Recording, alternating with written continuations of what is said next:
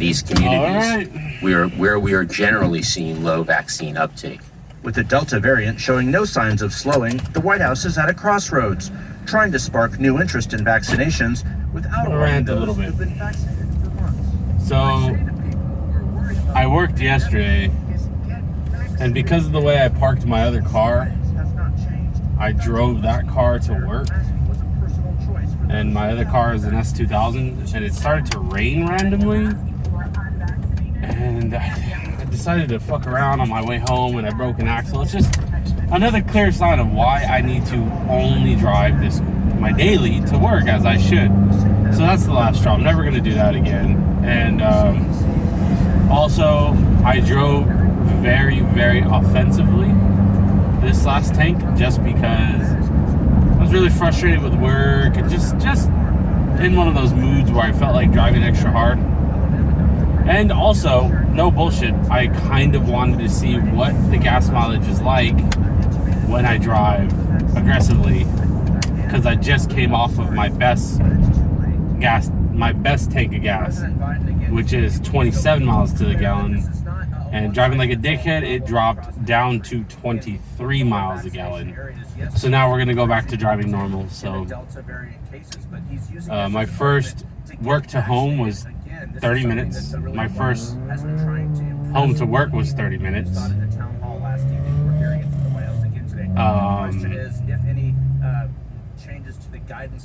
This is, I think my times are going to get slower, which they need to get slower. I need, yeah. So that was a, whoa. Oh, it's going to be like a mile off. Milestone. Wow. I missed the milestone by 50 miles.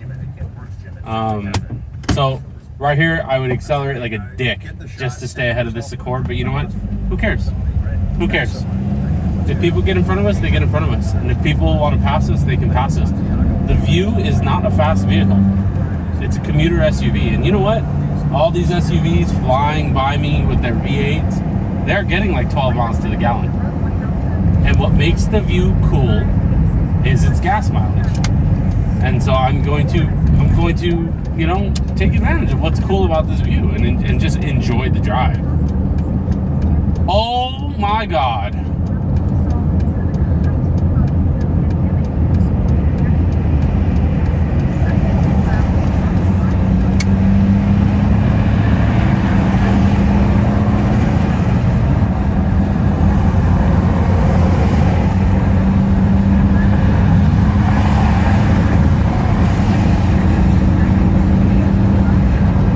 I'm shocked that I'm not throwing the check engine light right now.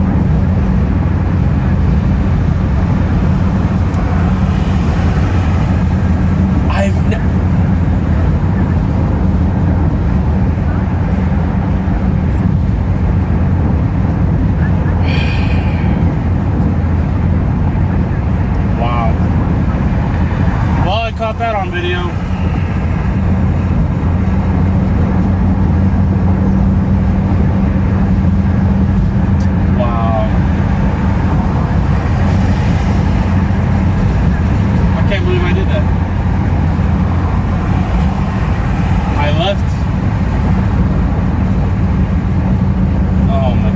My fuel door open. I didn't put my gas cap back on.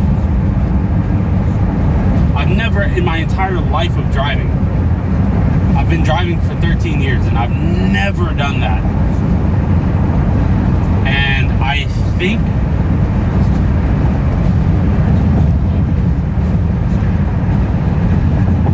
I'm not sure which way the door opens, but I'm really hoping that the door opens against the wind if you're going forward, because I might have just broken my fuel door.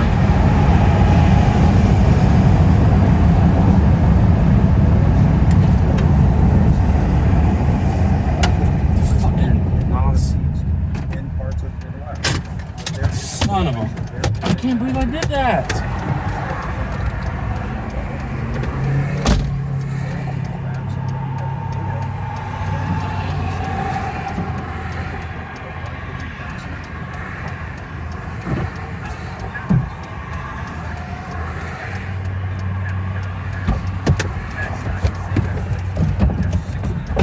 Some car guy, huh?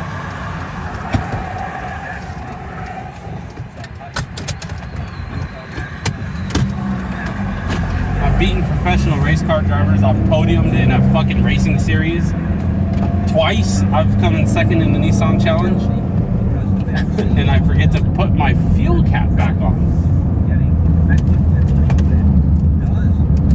What the hell? Today's a weird day.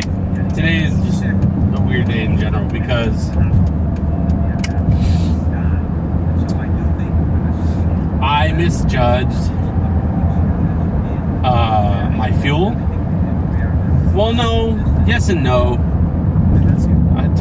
12.6, 13, 14, 15. No, I had 3 gallons. I could have gotten to work and I definitely could have gotten to work into the gas station, but I didn't because my fuel level reader, the floater, it's a little off. For sure it's a little off because it'll go into the red and I still have like 4 gallons out of the fucking 16.4 or is it, I think it's 16.3 16.3 gallons and I'll still have 12 gallons but it'll go into the red. So I always get gas to be safe, but I never get gas before work because that makes me late. But I'm never late. See, all right, we're just gonna full blown rant. Let's lower this all the way. I'm never late to work. Okay, I'm always early. So when I say I'm late, I'm pretty much mean I'm gonna be on time. I'm one of those people. And I always get gas after work. I think this could be in my time of ownership with this truck or SUV.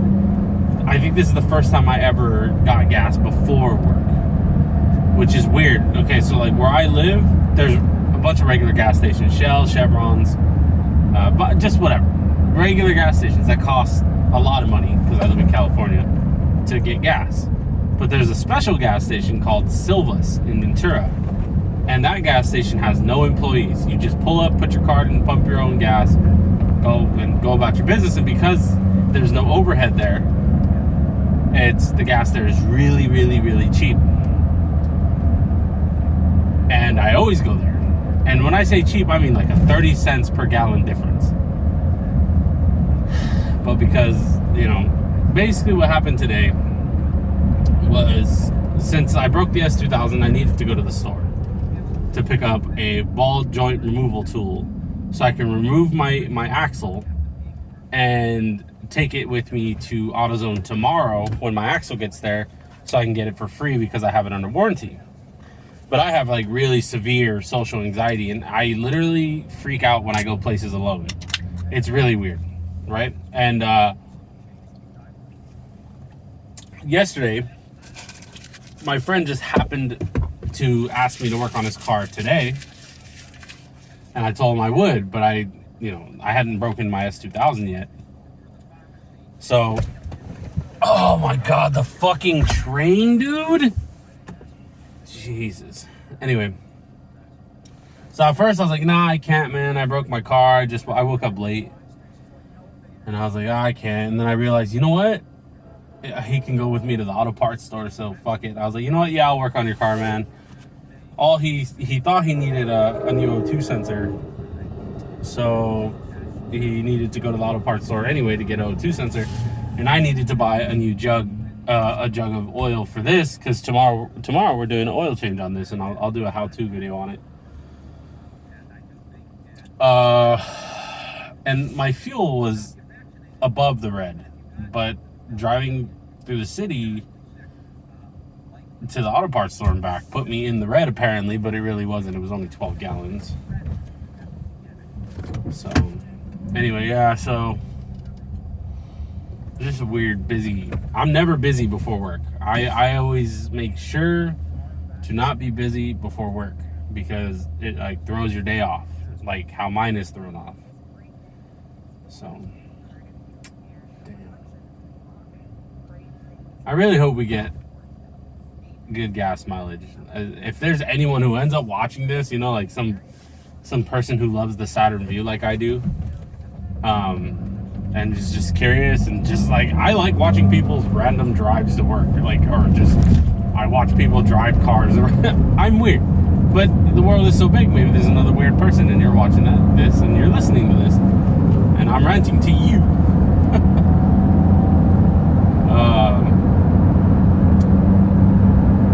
My driving style and driving habits on this last take completely changed. It was really bad.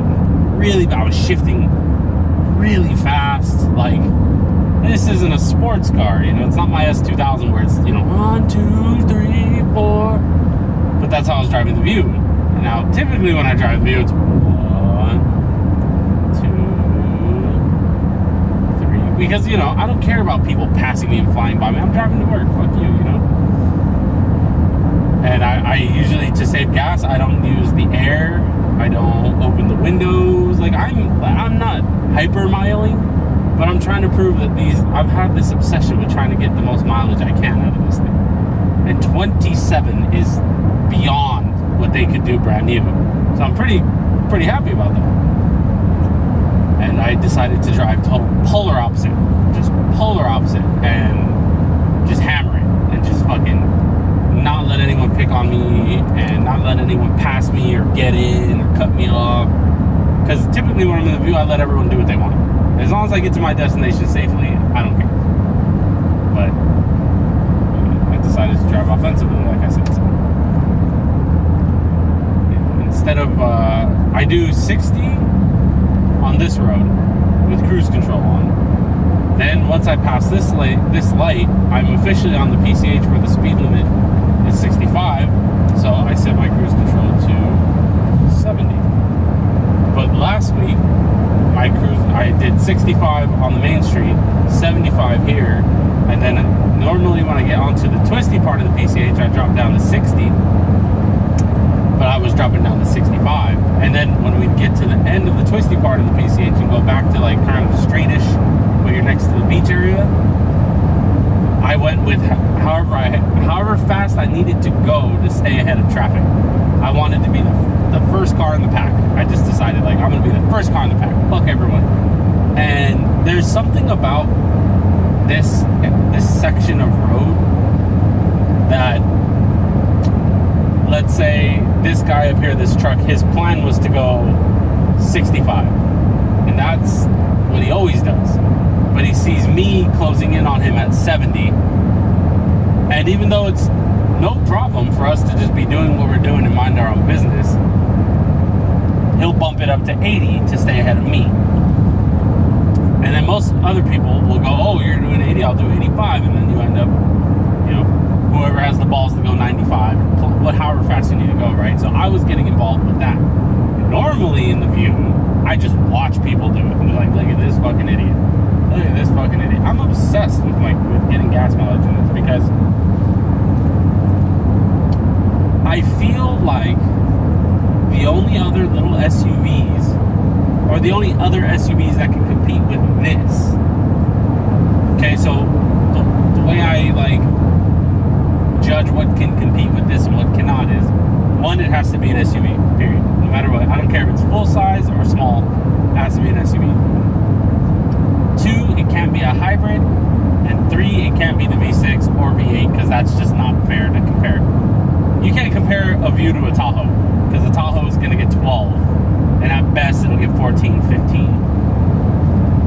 So for me, the things I like to compare this to are the CR-V, the RAV4. What other ones was I looking at? The little 4-cylinder Jeep.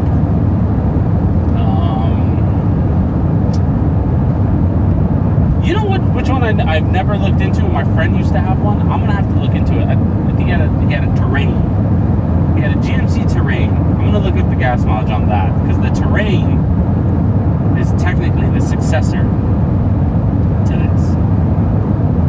This probably would have ended up being a Terrain. Like what the Terrain looks like, that's what this would have looked like if it would have stayed in production. But basically what I've found out so far is literally, now this is not just a bold statement, like I've done my researches, all the SUVs that even come close to these MPG numbers are smaller than it, like way smaller. So the RAV4 can get this type of mileage and better, a little bit better, and so can the CR-V, but they're puny compared to this. The Saturn Vue is not small.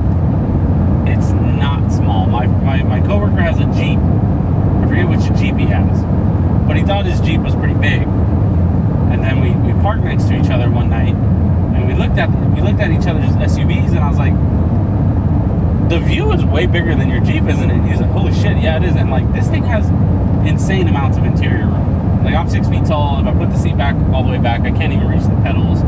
Like, I can't reach the door. Like, I have a big wingspan. I have to lean to touch the door. It's just spacious in here. This is a great SUV, and I feel like it's gonna die out because people judge it by its badge. And I want people to like love the Vue. I want the Vue to be the car that a lot of people start to buy it in the used market. You know, people who are like, I only got $2,000, but I need an SUV. You get a great Vue for $2,000. So for a year, I've just been studying everything: the maintenance cost, the miles per gallon, this and that. The only thing is, when it comes to the Vue, is I'm driving a manual. 1, 2, 3. I'm driving a manual.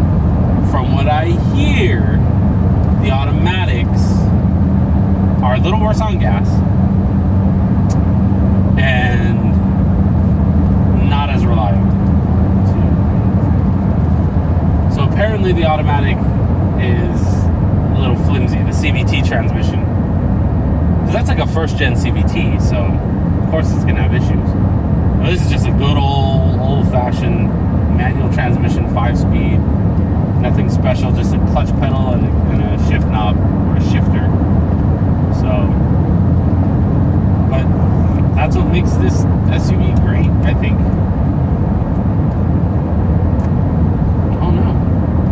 If I can get close to 27 again, that would be epic.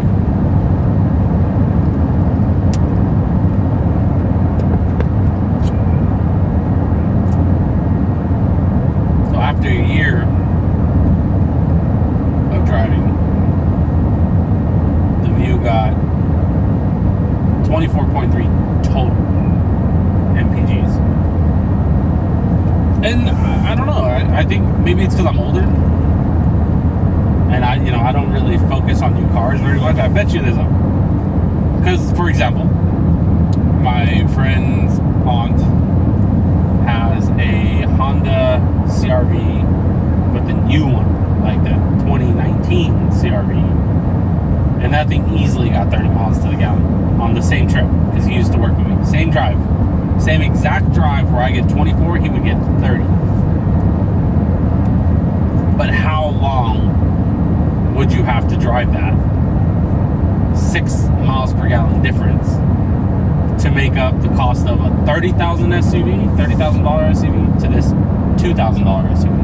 Right now, dealer trade-in value for this SUV is $1,042. Private sale, because of the maintenance records and clean title, I think I could get $2,000. I think I get $2,000 for it. But compared to $30,000, so that's a $28,000 difference. How long do we need to drive until we notice the $28,000 in fuel savings? See what I'm saying?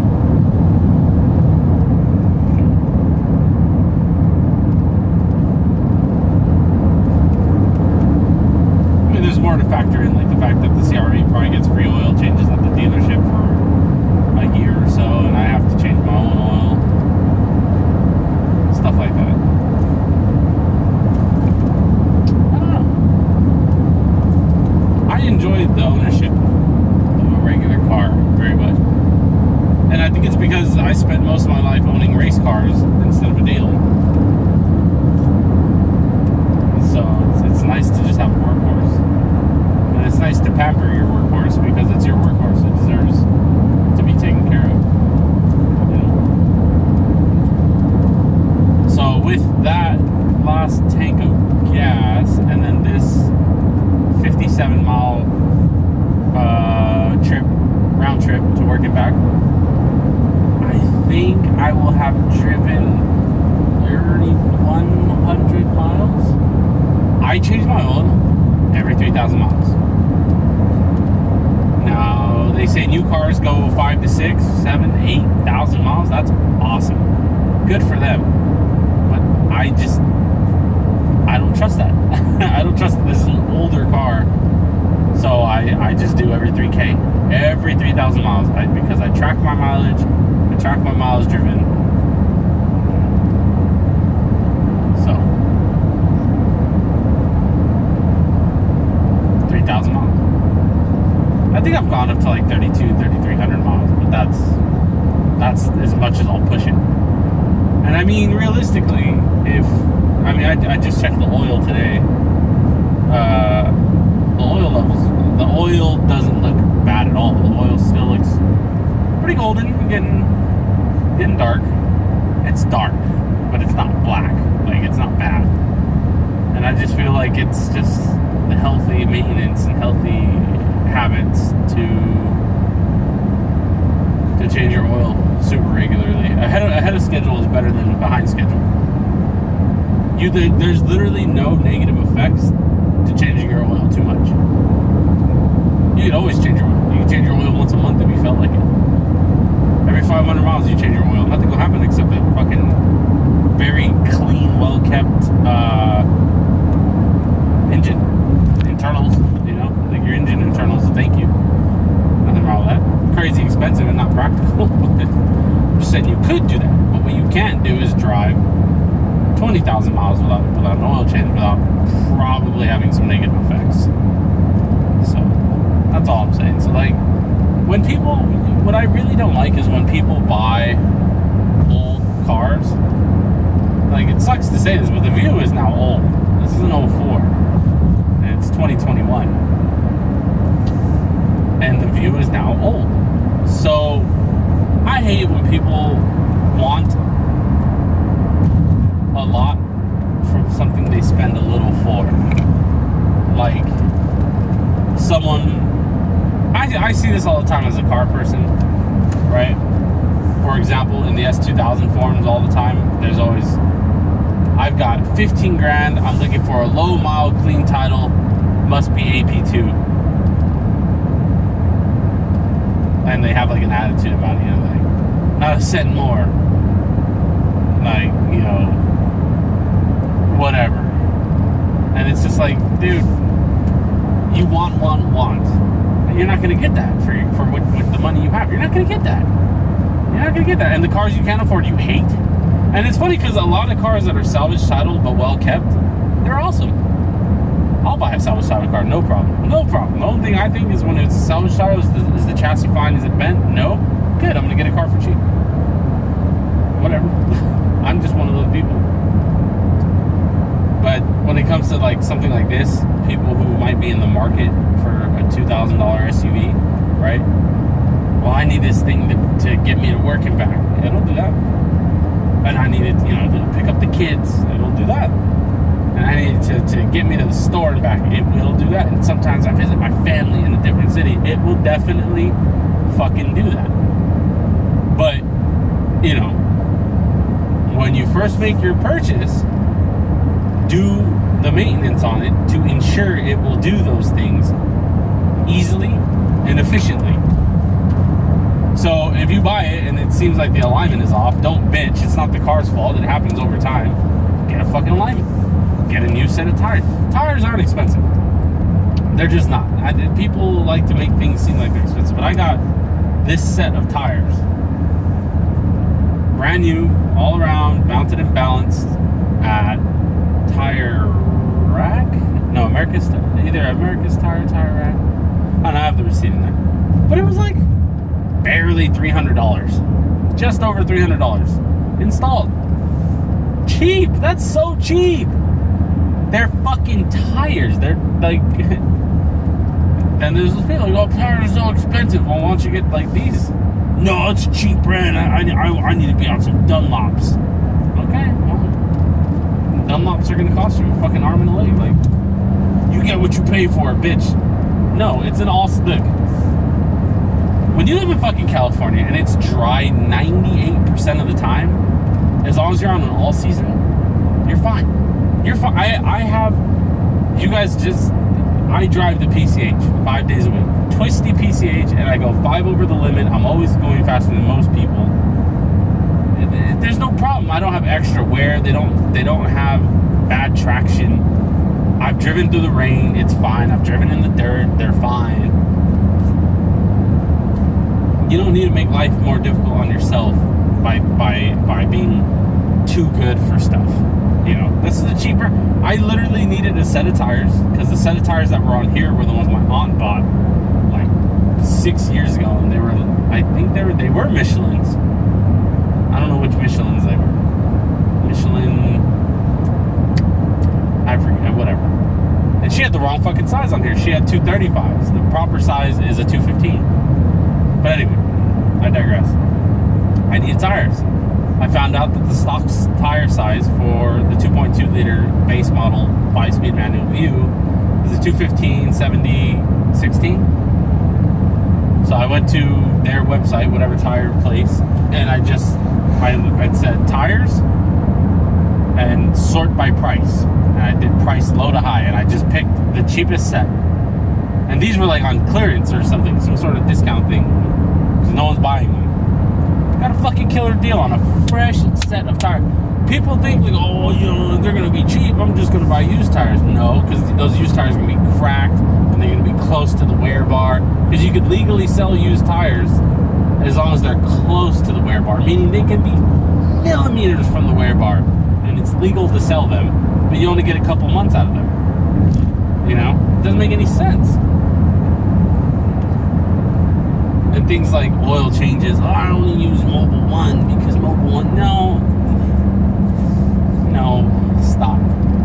A little old car like this, you can put, you know, I think, what did I just buy? I think I bought STP. Let me check. It's literally right behind me. Yeah, STP synthetic 530. There's a few items I won't cheap out on though, like, for example, the oil filter. I feel like that's important. I feel like that's the important part of the oil change. So, and it's funny because it's cheap. The OEM oil filter is cheap. The AC Delco, which is OEM, is so cheap. So I always just buy the AC Delco. I could get the STP filter for like $2 less, but I don't, that filter feels weird. I don't like the way that filter feels. So I use the AC Delco filter. And I used to use AC Delco oil, and I honestly noticed no difference. It doesn't, actually the AC Delco oil, yeah, it's the same. I'm trying to think if I can think of any differences. I don't notice shit. Yeah. And then fuel. I can't stand people who buy cars that run on 87. Manufacturer recommends 87 octane. Right? This car is going exactly 1 mile an hour slower than me. Exactly 1. And then I'm going to come here and they're going to accelerate. Anyway. Fuck, I forgot what I was saying, but I know I was coming up with a good point. Oh, gas. If the manufacturer, the people who built the damn thing say, we recommend 87 octane, then you should get 87 octane. Oh, I feel like it runs better on 91. No, it doesn't. That's a placebo. That's a placebo. It really is.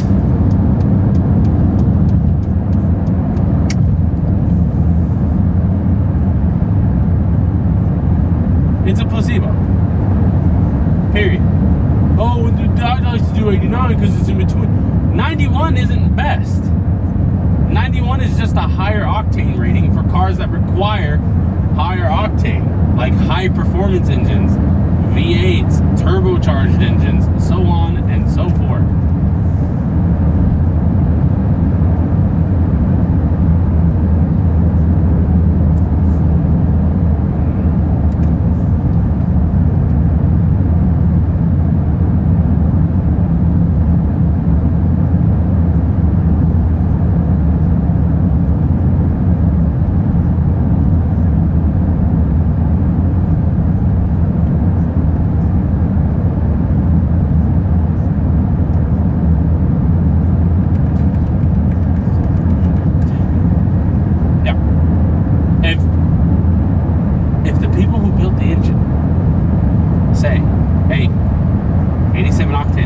gas for this. And I'm gonna go ahead and put in the octane that they say is best for my engine. People like to make life more difficult on themselves and then blame the entire world. Gas is so expensive. Why do you put 87? Why do you put 91 in your car that requires 87? It runs better. Does it?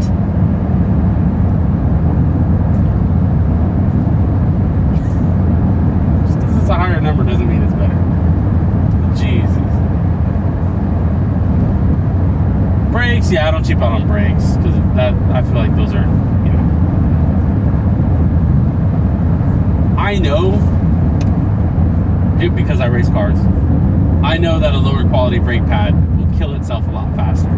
I'm not worried about brake stick, like how sticky and abrasive my brake pad is on my daily driver, but I would like longevity because I don't want to have to change these once a year. So I do go with the ceramics, just whatever ceramics they have. I'll do ceramics, but that's, you know, they're not expensive.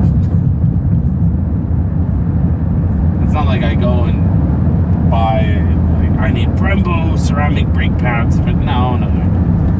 I just go to my local parts, you know, AutoZone, O'Reilly's, Pet Boys, whoever has the part in stock. Hey, do you have a ceramic brake pads for a 2004 Saturn Vue 2.2 liter base, front wheel drive? Yes? Alright, I'll take those. Done deal. I think I replaced the rotors recently too, if I remember correctly. Pretty sure I replaced the rotors. Did I replace the rotors? Yeah, I did. Yeah, because they were shaking a little bit, and I don't like to. You can cut them, but what I like to do with my cars is get. You go to AutoZone and you get. I think they're Duralast brake rotors. I think they are the Duralast, and they have lifetime warranty. Meaning that's the last time I'm gonna have to buy rotors for this vehicle ever again. Because anytime I need rotors again, I just walk into the AutoZone with the old rotors in my hand and say, hey, I need new rotors. My phone number is, and then give them my phone number. Pretty easy. Not bad. Well, that quickly turned from a typical drive of me listening to my political podcast to a full-blown rant.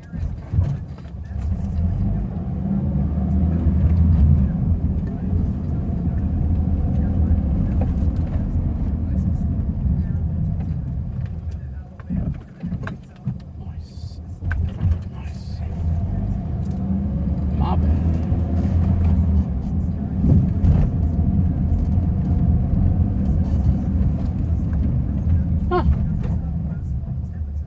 It was still 27 miles to get to work. Huh. That gas station is next to my house, so that's good. So same.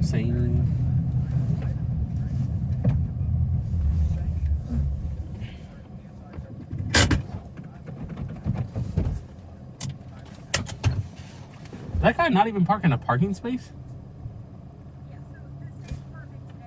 What an idiot. Anyways, bye.